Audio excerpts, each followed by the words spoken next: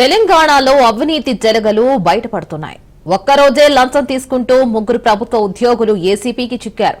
భద్రాద్రి కొత్తగూడెం జిల్లాలో సీఐ ఏసీపీకి చిక్కాడు. భూ వివాదంలో ₹1,00,000 లంచం తీసుకుంటూ మణుగూరు సీఐ సతీష్ కుమార్ పట్టుబడ్డాడు. అటు జనగామ జిల్లా చెల్పూరులో 26,000 లంచం తీసుకుంటూ ఆర్ఐ వినీత్ ఏసీపీకి దొరికాడు. మరోవైపు ఆర్మూరులో పంచాయతీరాజ్ ఉద్యోగి శ్రీనివాస్ శర్మ 7,000 లంచం తీసుకుంటూ పట్టుబడ్డాడు.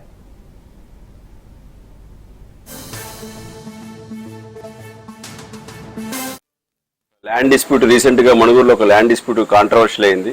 కొంతమంది కుట్టమల్లారం ఏరియాలో ల్యాండ్ పర్చేజ్ చేసి ల్యాండ్ ని వాళ్ళు ప్లాట్ల రూపంలో అమ్మున్నారు గతంలో. ఆ అమ్మింది గవర్నమెంట్ ల్యాండ్ లో, ఆ ప్లాట్స్ అన్ని గవర్నమెంట్ ల్యాండ్ లో ఉన్నాయని రెవెన్యూ వాళ్ళు కూడా కంప్లైంట్ ఇచ్చినట్టున్నారు. ఆ కంప్లైంట్ మీద ఒక 6 మీద కేసు రిజిస్టర్ అయింది మణుగూరు పోలీస్ స్టేషన్ లో. కేసు రిజిస్టర్ అయిన తర్వాత ఎవరైతే కేసు ఎవరి మీద రిజిస్టర్ అయిందంటే ఆ ల్యాండ్ లో ఎవరైతే ప్రజెంట్ ఎంక్రోచ్ అదే ఎవరైతే ఉన్నారో రెసిడెంట్స్ వాళ్ళ మీద అయింది. కానీ ల్యాండ్ అమ్మిన వాళ్ళు ఆ ల్యాండ్ లో ఉన్నటువంటి ఎగ్జిస్టింగ్ ఉన్నటువంటి వాళ్ళకి అమ్మిన వాళ్ళ మీద ఇంకా కేసు కాలేదు. సో వాళ్ళని లోకల్ ఇన్స్పెక్టర్ సతీష్ మిమ్మల్ని కూడా కేసులు ఇరికిస్తామని చెప్పేసి బెదిరించి వాళ్ళని ₹4,00,000 డిమాండ్ చేయడం జరిగింది.